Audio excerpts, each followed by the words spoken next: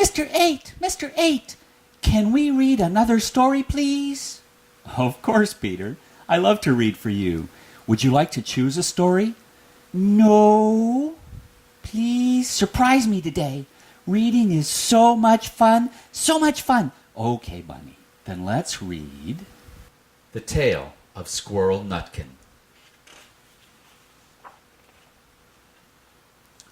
This is a tale about a tale that belonged to a little red squirrel, and his name was Nutkin.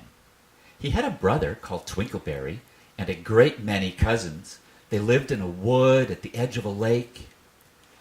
In the middle of the lake, there is an island covered with trees and nut bushes, and amongst those trees stands a hollow oak tree, which is the house of an owl who is called Old Brown. One autumn, when the nuts were ripe and the leaves on the hazel bushes were golden and green, Nutkin and Twinkleberry and all the other little squirrels came out of the wood and down to the edge of the lake.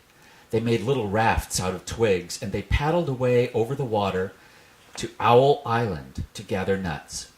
Each squirrel had a little sack and a large oar, and spread out his tail for a sail.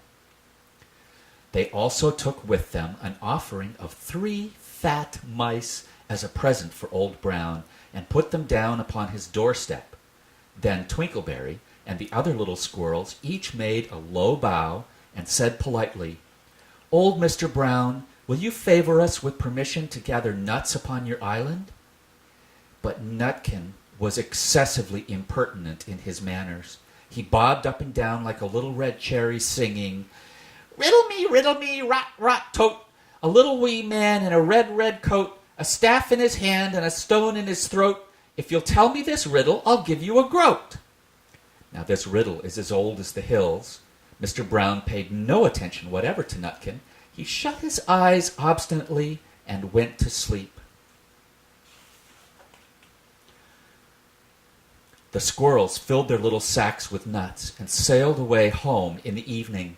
But next morning they all came back again to Owl Island, and Twinkleberry and the others brought a fine fat mole and laid it on the stone in front of Old Brown's doorway and said, "Mr. Brown, will you favor us with your gracious permission to gather some more nuts?" But Nutkin, who had no respect, began to dance up and down, tickling old Mr. Brown with a nettle and singing, "Old Mr. B, riddle me ree, hitty-pitty within the wall, hitty-pitty without the wall, if you touch hitty-pitty will bite you." Mr. Brown woke up suddenly and carried the mole into his house. He shut the door in Nutkin's face.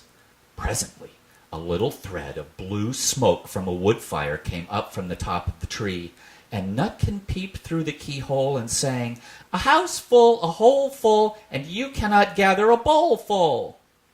The squirrels searched for nuts all over the island and filled their little sacks, but Nutkin gathered oak apples, yellow and scarlet, and sat upon a beech stump playing marbles and watching the door of old Mr. Brown.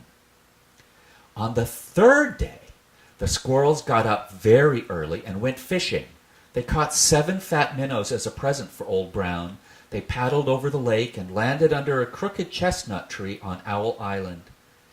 Twinkleberry and 6 other little squirrels each carried a fat minnow, but Nutkin, who had no nice manners, brought no present at all.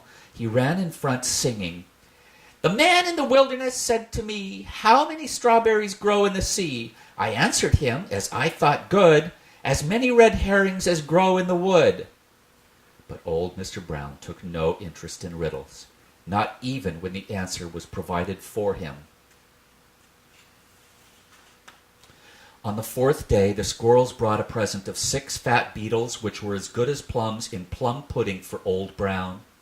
Each beetle was wrapped up carefully in a dock leaf, fastened with a pine needle pin, but Nutkin sang as rudely as ever, "Old Mr. B, riddle me ree, flower of England, fruit of Spain, met together in a shower of rain, put in a bag tied round with a string, if you'll tell me this riddle, I'll give you a ring." Which was ridiculous of Nutkin, because he had not got any ring to give to Old Brown. The other squirrels hunted up and down the nut bushes, but Nutkin gathered robin's pin cushions off a briar bush and stuck them full of pine needle pins.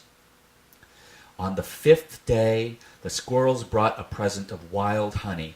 It was so sweet and sticky that they licked their fingers as they put it down upon the stone. They had stolen it out of a bumblebee's nest on the tippity top of the hill.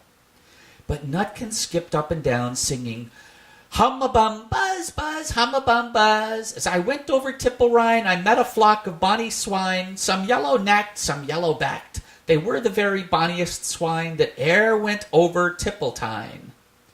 Old Mr. Brown turned up his eyes in disgust at the impertinence of Nutkin. But he ate up the honey. The squirrels filled their little sacks with nuts, but Nutkin sat upon a big flat rock and played ninepins with the crabapple and green fir cones. On the 6th day, which was Saturday, the squirrels came again for the last time. They brought a new laid egg in a little rush basket as a last parting present for Old Brown. But Nutkin ran in front laughing and shouting, "Humpty Dumpty lies in the beck, with a white counterpane round his neck. 40 doctors and 40 wrights cannot put Humpty Dumpty to rights." Now, old Mr. Brown took an interest in eggs. He opened one eye and shut it again, but still he did not speak.